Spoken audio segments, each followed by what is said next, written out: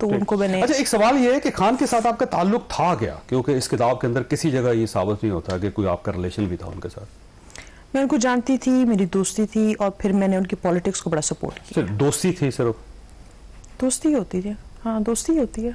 नहीं, औरत और मर्द के दरमियान दोस्ती नहीं होती, पहली बात। अच्छा, खैर काफ़ी मेल फ्रेंड्स हैं, मेरे भी हैं।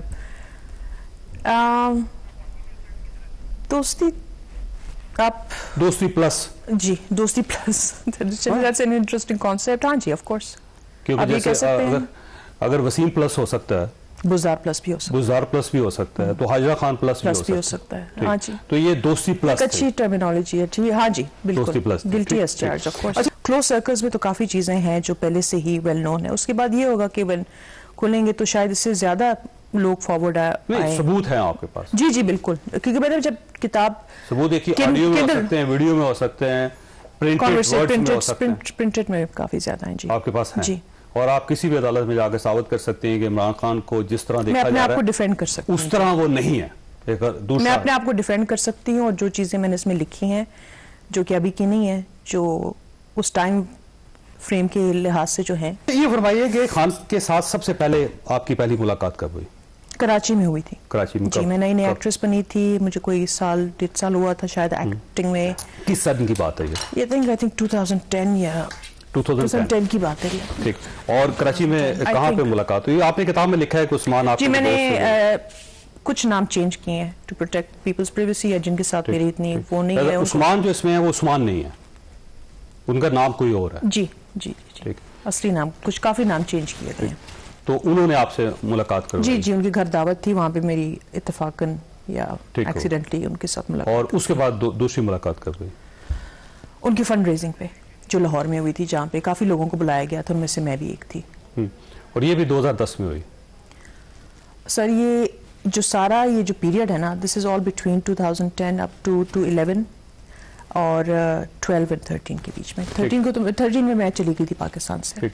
और जब दूसरी मुलाकात हुई तो उसके बारे में आपने लिखा हुआ है इसके अंदर कि किसी फार्म हाउस में हुई और लाहौर में जहाँ पे फंड रेजिंग हुई थी जी, आउटस्कर्ट्स में थी जी, और वहाँ पे सिर्फ आप अकेली खातून थे?